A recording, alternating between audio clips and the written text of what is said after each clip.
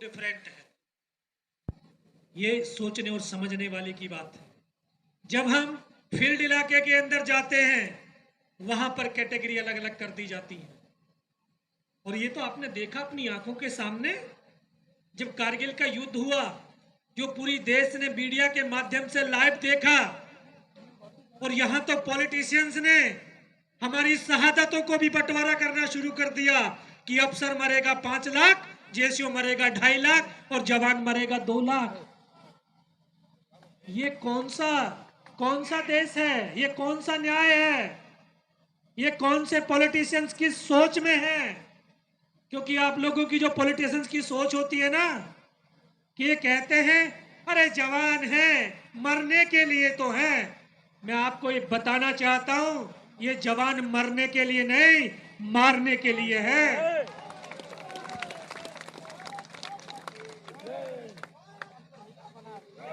जब ये दुश्मनों के सरों को मूली गाजर की तरह काटते हैं ना, तभी इस देश की आजादी सुरक्षित होती है, तभी ये राष्ट्र सुरक्षित महसूस करता है।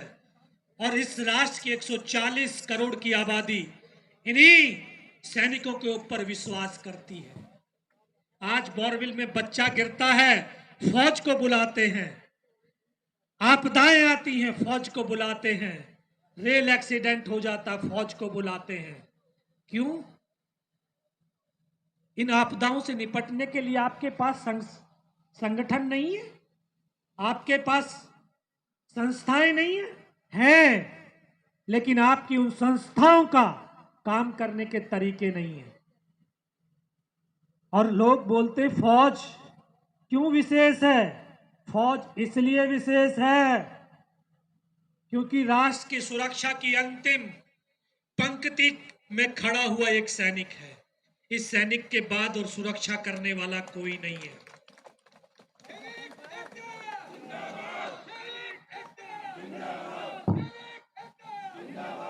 आज ये भूतपूर्व सैनिक एक मंच पर एक साथ पूरे देश के कोने कोने से आकर के खड़े हुए हैं। हम सबकी एकता ही इस मुकाम को सफल बना सकती है। हमारे अलग अलग प्रदेशों के अंदर, अलग अलग प्रांतों के अंदर अलग अलग नाम से हमारे संगठन चल रहे हैं।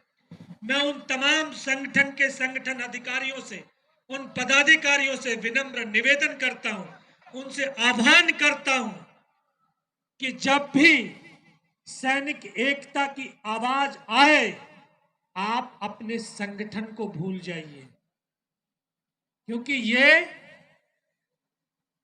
जो संगठन सारे संगठनों को जोड़ करके बना हुआ है। हम अनुशासन में रह करके, क्योंकि हमारी पहचान ही अनुशासित है, और ये इतनी बड़ी जनसंख्या के अंदर इतनी बड़ी लोगों के भीड़, देखिए कि बिना किसी सुरक्षा व्यवस्था के कितने आराम से बैठ करके अपने कार्यक्रम को सुनिश्चित कर रही है। ये सीखना है, हमें देश को सीखना चाहिए कि इतनी बड़ी संख्या की गैदरिंग अनुशासित तरीके से कितने आराम से बैठ करके हम अपनी बात को रख रहे हैं। और मैं देश के, क्योंकि ये जवान देश के किसान भी हैं और इन्हीं के बेटे जवान भी हैं, तो जब तक देश का जवान और किसान को सम्मान नहीं मिलता, तब तक ये किसान और जवान संघर्ष की राह पर यूं ही चलते रहेंगे। और देश की सरकारों, देश के राजनेताओं, मैं आपको ये बताना चाहता हूं कि सैनिक उस संस्था के सैनिक हैं जहां पर हमें एडवांस सिखाया जाता है, विड्रॉल कभी नहीं सिखाया जाता।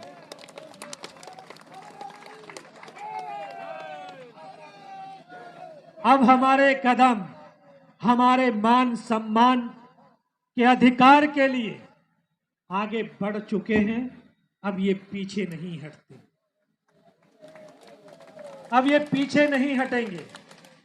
अगर आपने अभी भी अपने उस वादे को याद नहीं किया, तो आगे आने वाले समय के अंदर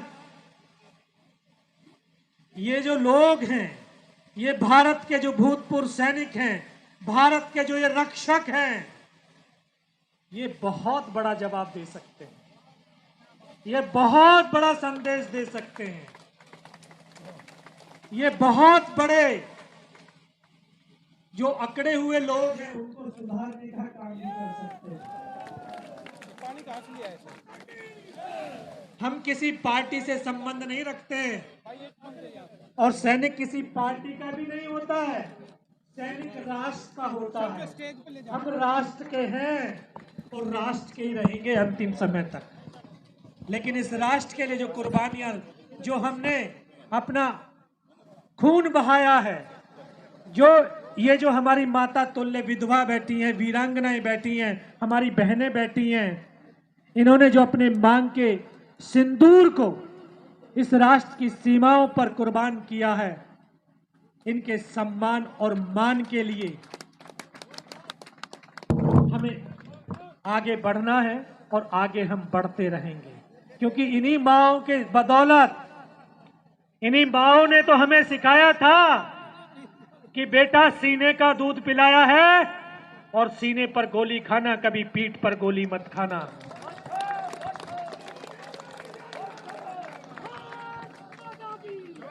मेरे देशवासियों, आप देख रहे होंगे कि जब एक हिंदुस्तान के सैनिक की शहादत होती है, कभी आपने उस सैनिक की शहादत के शव को देखा होगा तो उसके सीने पर गोलियों के निशान होंगे, कभी पीठ पर गोली के निशान नहीं होंगे।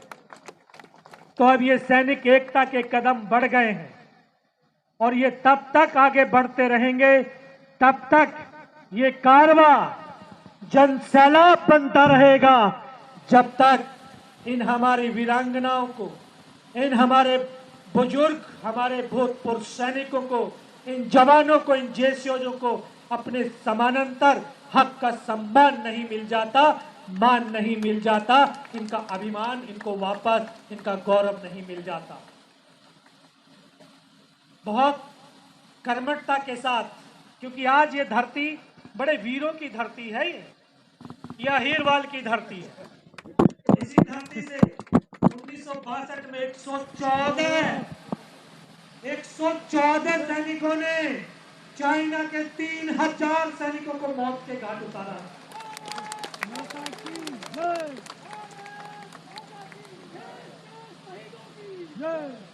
ये वो देश है, क्योंकि इन सैनिकों की बदौलत इस देश के कण कण में जो शौर्य, वीरता और पराक्रम है, वो ऐसे ही नहीं आया।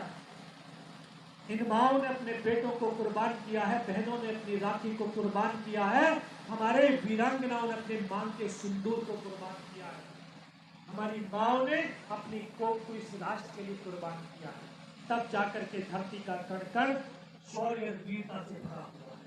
क्या बेटा? तो देश के कोने कोने से मेरे शूरवीर योद्धा, मेरे भूतपूर्व सैनिक, पिता तुल्य बुजुर्ग, जो जवान जेसीओ यहाँ पर पहुंचे हैं, मैं उनका हृदय की गहराइयों से आभार व्यक्त करता हूं, क्योंकि आपकी शिक्षा की बदौलत, आपने मुझे पढ़ाया होगा, आपने मुझे शिक्षित किया है, तब जाकर के मैं टाइगर हिल के ऊपर दुश्मनों के साथ लड़ पाया हूं।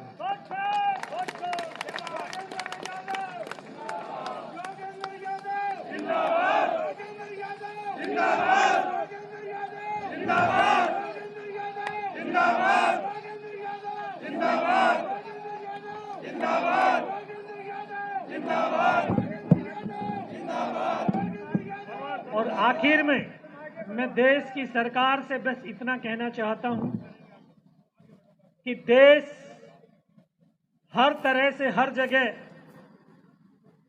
आप बदलाव के, आपके पास सेक्टर हैं, आप वहां पर प्रयोग कीजिए, लेकिन देश की सेना के साथ कोई प्रयोग करने का खिलवाड़ मत कीजिए, क्योंकि ये प्रयोग करने वाली संस्था नहीं है,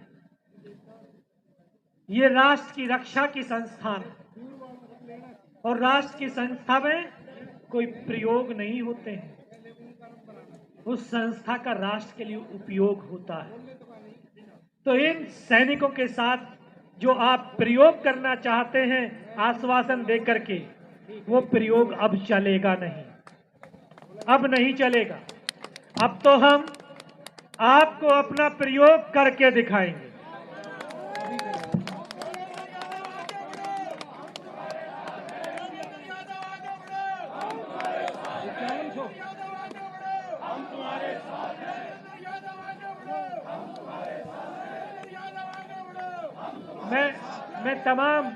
मैं तमाम ये जो भूतपूर्व जो बुजुर्ग मेरे तुल्य जो आए हुए हैं, जिस तरह से आपने 15 सितंबर 2013 को मुट्ठी बांध करके जो अपने देश के सुप्रीम कमांडर को, प्रधान सेवक को आश्वासन दिया था, तो वो मुट्ठी बांध करके आप दोबारा से उनको ये आश्वस्त करो कि आपने जो वादा किया था वो वादा खिलाफी हो गया है और अब हम अपना वादा पूरा कराने की जिद पर अड़ गए हैं। हमें जिद पर अड़ना चाहिए कि नहीं? हमें उनको वादा याद दिलाने की सामर्थ्य को बढ़ाना चाहिए कि नहीं? तो हमें पूरे देश के जवानों को एक साथ इकट्ठा करना होगा। पूरे देश के नौजवानों को, जेसीओज हो, जवान हो, एनसीओज हो, सबको सम्मान के साथ एक मंच पर इकट्ठा होकर के और इस देश की सरकार को अपनी ताकत का आभास दिलाना होगा। मैं पुनः आप सबका हृदय की गहराइयों से और इस पावन धरा को नमन करते हुए आप सबको सैल्यूट करता हूं और आप सबको नमन करता हूं। बहुत बहुत धन्यवाद, बहुत बहुत धन्यवाद। जय हिंद, जय भारत, बहुत बहुत। योगेंद्र यादव जिंदाबाद।